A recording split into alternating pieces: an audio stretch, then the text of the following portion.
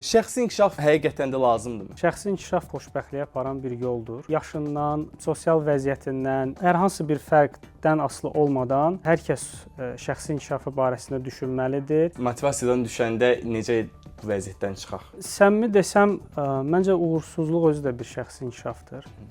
Çünki uğursuzluğun kökündə çox faydalı təcrübələr yatır. Stressli bir gündə misal üçün motivasiyanızı necə qoruyursunuz? Uzun yürüşlər etmək düşünürəm ki, yaxşıdır və yaxud da hansısa bir filmə baxmaq, hansı ki o vəziyyətlə əlaqəlidir. Tural bəy, baş verən uğursuzluqları şansa necə çevirə bilərik? Kök səbəbləri araşdırmaq lazımdır. Çalışmaq, əzmlə çalışmaq və nəticənin nə olmağından asılı olmayaraq öz üzərimizə düşən işi görməklə kifayətlənmək düşünürəm ki, bu daha yaxşı olar.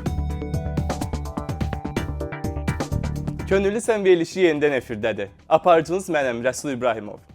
15-26 yaş aralığındasınızsa, könüllü olmaq üçün müraciət edə bilərsiniz. Müraciət həm sosial media platformalarımızla, həm də Portal Asan Volunteers saytımızdan mümkündür. Layihə və ideyalarınızla bağlı təklifləri isə info@asanvolunteers ünvanına göndərə bilərsiniz. Verilişimizin məqsədi gənclərə motivasiya vermək və maraqlı qonaqlarımızla onlara faydalı olmaqdır. Müasir dövrdə yalnız bilik deyil, özünü inkişaf etdirmək bacarığı da uğurun əsas şərtlərindən biridir. Bugünkü buraxılışımızda şəxsi inkişaf və özünü inkişaf mövzusuna toxunacağıq.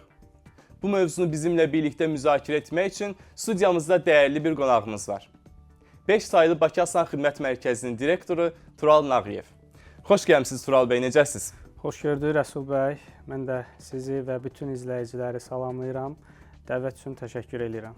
Tural bəy, bugün çox maraqlı bir mövzumuz var. Mən istəyirəm ki, ilk suala artıq keçid edeyim. Şəxsi inkişaf nədir? Bu həqiqətən də lazımdırmı? Düşünürəm ki, şəxsi inkişaf böyük bir anlayışdır və bu özlüyündə bir çox nüansları ehtiva eləyir. Şübhəsiz ki, bir insanın həyatda ən böyük hədəfi, istəyi, xoşbəxtlik anlayışıdır ki, şəxsi inkişafda düşünürəm ki, bu xoşbəxtliyə aparan bir yoldur. Ona görə yaşından, sosial vəziyyətindən, hər hansı bir fərqdən asılı olmadan hər kəs şəxsi inkişafı barəsində düşünməlidir və qarşısına hədəf kimi qoyduğu məqsədlərə çatmaq üçün çalışmalıdır. Bəs öz üzərində işləmək üçün ideal an varmı? Düşünürəm ki, belə bir an yoxdur. O, hər kəs üçün bu fərqli bir vaxt ola bilər.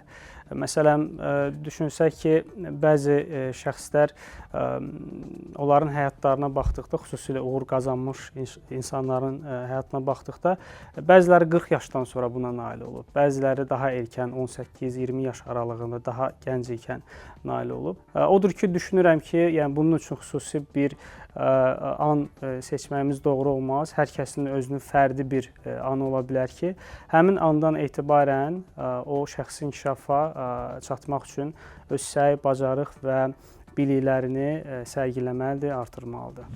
Biz bəzən uğur qazanmayanda motivasiyadan düşürük.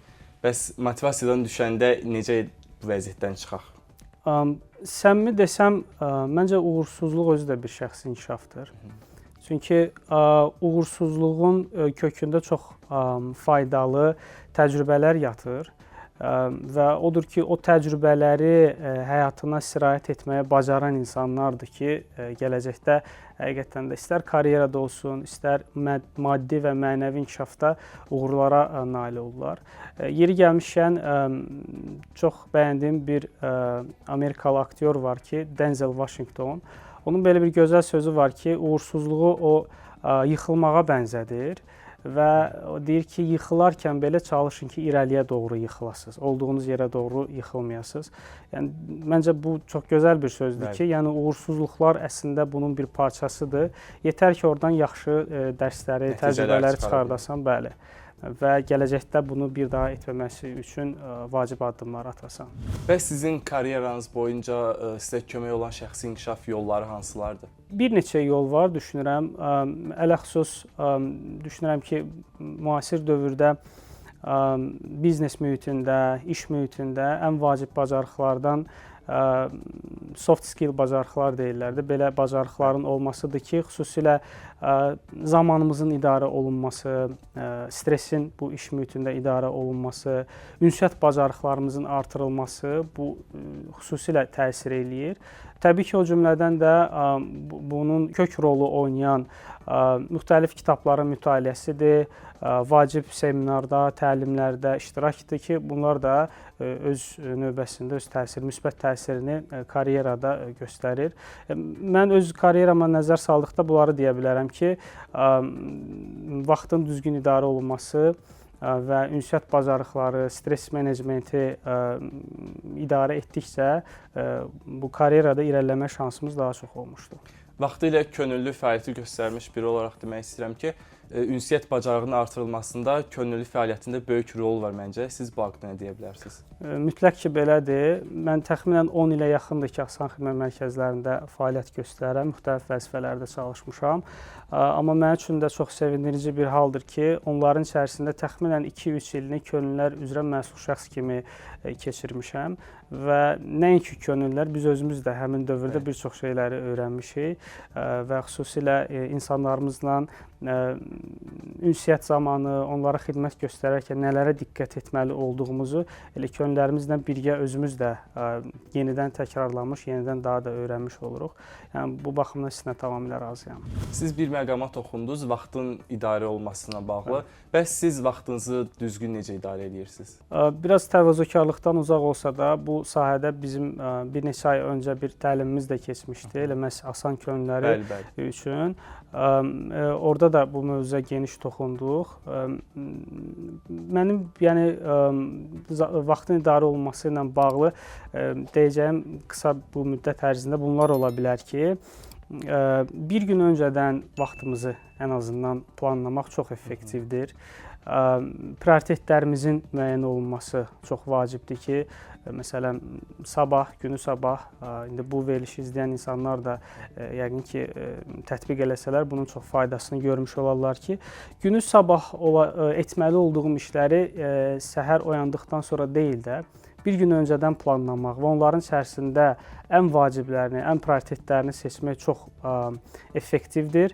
Bu baxımdan ki, insan artıq növbəti günə başlayanda sanki bir beynində proqram formalaşır ki, o proqram istiqamətində işlərini görməyə çalışır və ən əsası da müəyyən vaxt limitlərinin qoyulması, eləcə də vaxtın idarə edilməsi üzrə yeni bilirsiniz texnoloji avadanlıqlar ki var, onlardan da istifadə etməklə hədəflərimizə, qısa və uzun müddətli hədəflərimizə çox effektiv bir formada çatmaq mümkündür. Siz öz çətin anlarınızda, stresli bir gündə misal üçün motivasiyanızı necə qoruyursunuz? Əslində bir neçə üsullardan istifadə edirəm. Birini qeyd eləmək düşünürəm ki, tam doğru olmaz. Çünki həmin vaxtdakı ana, o qarşında olan problemdən asılı olaraq dəyişir. Məsələn, uzun yürüyüşlər etmək düşünürəm ki, yaxşıdır və yaxud da hansısa bir filmə baxmaq, hansı ki, o vəziyyətlə əlaqəlidir. Ən əsası da o problemlə vaxtilə üzləşmiş insanların bioqrafiyasını oxumaq düşünürəm ki, bu çox insana müsbət təsir bağışlayır. Ələxüsusda bütün problemləri sonda bitəcəyini düşünmək, bəs sonra sualını vermək ki, yaxşı bu problemdən sonra nə olacaq? Bir qədər insanı sakitləşdirir və daha adekvat problemlərə, həmin hədəflərə yönəlməyə təşviq eləyir. Tural bəy, özünü inkişaf yönümlü kitablar da çoxdur bilirik ki və oxuyuruq günümüzdə hər birimiz. Siz hansıları tövsiyə edərdiniz? Yəqin ki, bir çox bu barədə natiqlər, mütəfəkkirlər öz fikirlərini deyiblər, hansı kitablar var. Sonuncu dəfə oxuduğum kitablardan Rövşən Abdullaoğlunu bizim dəyərli yazarımızdır, yazıçımızdır. Onun kitablarını xüsusilə tövsiyə etmək istərdim.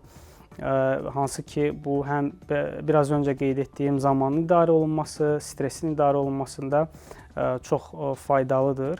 Eləcə də bestseller olmuş bir neçə yazarlar var ki, James Clear'in Atomic Habits kitabları, Atomik Vərdişlər kitabı və s. Yəni bu kitablar bu şəxsi inkişaf yönümlü nəinki mənim düşüncəmdir, yəni milyonlarla insanın həyatına toxunuş edən kitablardır. Tural bəy, baş verən uğursuzluqları şansa necə çevirə bilərik? Kök səbəbləri araşdırmaq lazımdır ilk öncə ki, bu baş verən, tutaq ki, hansısa bir pis hadisə və yaxud təcrübənin səbəbləri nədir, mənim etməli olduqlarım nə idi? Beynəlxalq layihələrin idarə olunmasında belə bir sənəd hər zaman formalaşdırırlar ki, öyrəndiyimiz dərslərin siyahısı. Bu şəxsi inkişafda da düşünürəm ki, belə bir sənəd, belə bir yazı formalaşdırmaq olar ki, başımıza gələn hadisələrdən, istər uğur dolu olsun, istər uğursuz və s. çıxartdığımız dərslər nələrdir? Məhz bu dərsləri müxtəlif hadisələrə başlamadan öncə, baş vermədən öncə təkrarlamaq, oradakı qeydlərimizlə tanış olmaq, elə düşünürəm ki, sizin sualınıza bir cavab olar ki, əslində keçmişdə yaşadığımız bu uğursuz halları, vərdişləri müsbətdə dəyişmək üçün bir şans yaranmış olar. Bəs mən bacarmaram deyənlərə bir cümləli bir mesaj ötürmək istəsəz, bu nə olardı? Mən bacarmaram deyən insanlar düşünürəm ki, həyatda az-çox hamının bir istəyi var, xoşbəxt olmaq istəyi. Yəni düşünsünlər ki, mən bacarmaram deyən bir insan bir o qədər də uzaqdır çatmaq istədiyi işlərə, hədəflərə və məqsədlərə. Təbii ki, hər kəsin hər sahəyə bacarığı ola bilməz, müxtəlif sahələrdə bacarıqlıdır, bəzilərində deyil. Ancaq mütləq ki, onlar öz istedadını tapmalıdır, aşkar eləməlidir ki, mənim əsas bacarığım hansı sahədədir və o sahədə də çalışaraq bir gün mütəxəssis kimi formalaşmalıdır. Özünü inkişafa, şəxsi inkişafa bugün başlayan bir gənc ilk olaraq nə etsin, hardan başlasın? Şəxsi inkişaf əvvəldə danışdığımız kimi böyük bir anlayışdır. Bunun üçün uzun müddət lazımdır deyə düşünürəm. Odur ki, bunun başlama yolu kitablardan, mənim şəxsi fikrim belə ki, kitablardan başlayır. Bir neçə müsahibələrdə oluruq, iştirak edirik, könüllü həmkarlarımızdan da bəzən söhbət zamanı. Onlar daha çox boş vaxtlarında kitab oxuduqlarını qeyd edirlər. Amma mən düşünürəm ki, kitab boş vaxtı dolduracaq bir əşya olmamalıdır. Əslində bizim elə əsas işimiz olmalıdır. Xüsusilə bugünkü dövrdə sosial şəbəkələrin və texnologiyanın həyatımıza bu qədər nüfuz elədiyi bir dönəmdə bizim üçün ən yaxşı sakitləşmə, müəyyən sualları verib cavab tapma və eləcə də sizin sualınıza uyğun olaraq deyirəm ki, şəxsi inkişafımızın təməlini məhz o kitablar daşıyır. Tural bəy, biz sosial mediada verilişdən öncə paylaşım etmişdik və bizim gənclərimizdən bəzi suallar var, onlardan bir neçəsini səsləndirmək istəyirəm. Məryəm adlı xanım soruşur, uğuru necə əldə etmisiniz? Qarşınıza hansı məqsədi qoymuşdunuz? Sözün düzü, ilk başlayanda konkret məqsədlər qoymamışdım. Sadəcə mənə hansı vəzifələr etibar edilirdisə, o vəzifəni layiqincə yerinə yetirməyə çalışırdım.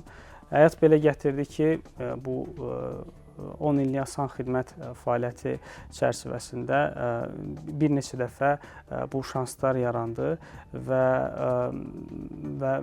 düşünürəm ki, fürsətlər bir növ qarışqa yerişi ilə insana doğru gəlir və ildırım sürəti ilə insandan gedir və həmin anda, həmin yerdə o fürsəti gözləmək lazımdır, o fürsəti duymaq, o fürsəti dəyərləndirmək lazımdır.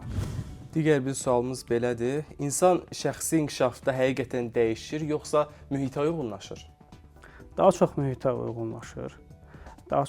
uyğunlaşır. Amma mühiti seçmək də insana verilmiş bir şansdır ki, tam mənada olmasa da, amma dostlarını, daha çox vaxt keçirdiyi insanları o müəyyən qədər seçmək imkanına malikdir. Belə bir gözəl söz var ki, insan 5 nəfərin ortalamasıdır. Yəni həmin şəxs daha çox vaxt keçirdiyi 5 nəfərdən biridir.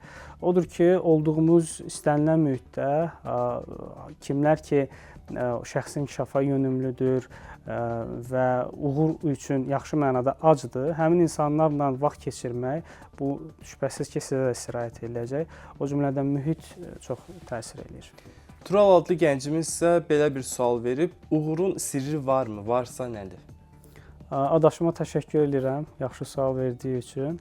Bir sir bölüşmək bilmirəm, yəni nə qədər doğru olar, amma çalışmağın mütləq ki, nəticəsi olur həyatda, buna çox inanıram. Əgər sən əzmlə, nəticəni çox düşünmədən, sadəcə öz üzərinə düşən vəzifələri icra edərək çalışırsansa, həyat özü sənə o gözəl qapıları açacaqdır, o istədiyin hədəflərə çatmaq üçün bir fürsət yaranacaqdır. Çalışmaq, əzmlə çalışmaq və nəticənin nə olmağından asılı olmayaraq öz üzərimizə düşən işi görməklə kifayətlənmək düşünürəm ki, bu daha yaxşı olar. Çox sağ olun, dəyərli fikirləriniz üçün, gəldiyiniz üçün sizə təşəkkür edirəm Tural bəy. Mən təşəkkür edirəm, mənim üçün də xoş təcrübə oldu.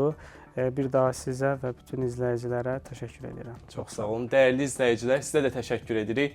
Və sonda demək istəyirəm ki, əziz gənclər, inkişaf bir günün işi deyil, amma bu gün atılan hər addım sabahın həyatını dəyişə bilər. Görüşənədək, sağ olun.